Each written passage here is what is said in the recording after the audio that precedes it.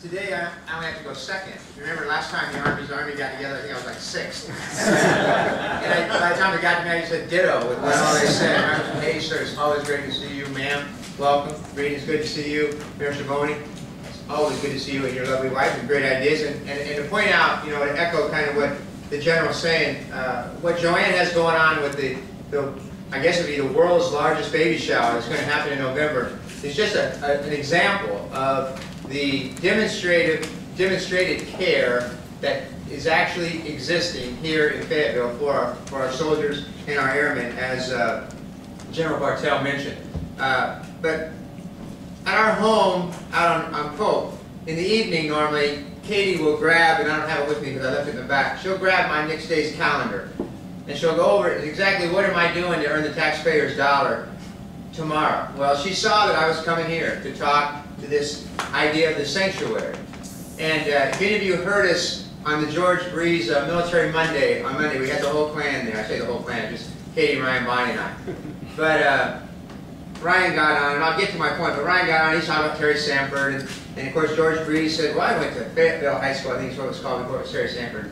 Ryan's kind of going on about all his doings at school, and then Katie piped up and she said, well, I'm not as academically inept as my brother is.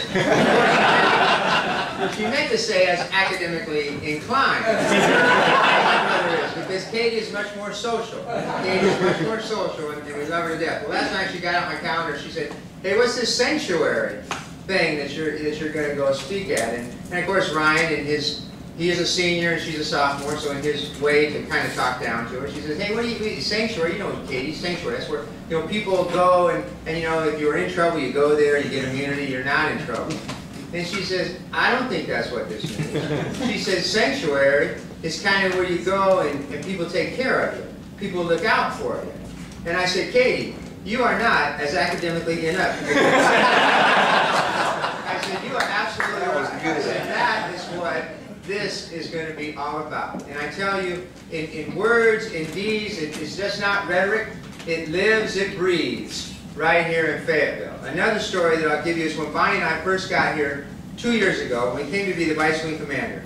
And I'll give you that if you saw me the way I dress on the weekends, normally a pair of khaki shorts and a pair of tennis shoes and a big dog t-shirt, you could probably pick out that guy's in the military. Because most people don't choose to have their hair look this way.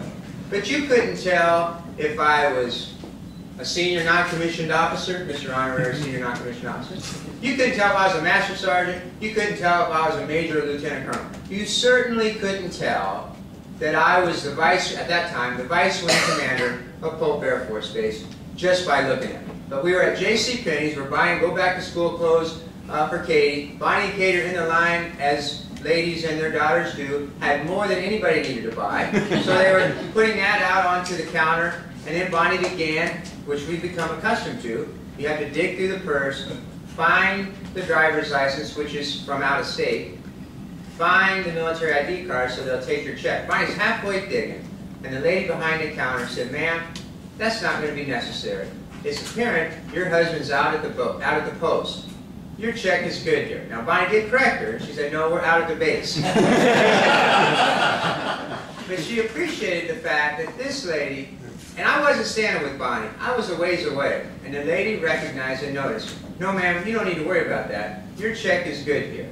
And that just spoke volumes. And that was one of our first dealings with the community. And it made such a tremendous impact. What you do here makes a difference. It's unique to any other community. Now, we've been in Abilene, Texas, and many of the community leaders know about the Abilene Trophy, which is given to communities on the amount of involvement they have with their local military community. We were in Abilene, we were in Little Rock at that Air Force Base, but there's a difference here, and it makes this place unique, and it makes it special. The difference is, in those communities, you would see the military members in the community. Okay, my kids attended the school, we played in the Little League baseball games, we played in the softball leagues. We were in the community. Here, we are part of the community. And there's a big difference. You can be in the community, you can be seen in the community. Here, we are part of the community. And I'll tell you, it's more than words, it's evidenced by General Dordo and his involvement in the BRAC Regional Task Force. You can look simply at our most recent retired command chief, Herb Hansen, is now an assistant principal over in Pinehurst. Chief Ventrilia, who recently retired from the 24th Special Tactics Squadron, is involved in the community. So we are part of the community. No more is it Vietnam or no hope. Folks look forward. They recognize the change. They recognize the support. And it makes a huge difference. And it's based on the mutual dependency between the military community and the downtown community, the mutual respect that exists, and the mutual commitment. I'm proud of our relationship. I will tell you, we brag about the relationship between Polk, Fort Bragg, and this community, and I could not be any happier to be anywhere than here in Fayetteville this afternoon, and for everything you all represent. So thank you very much.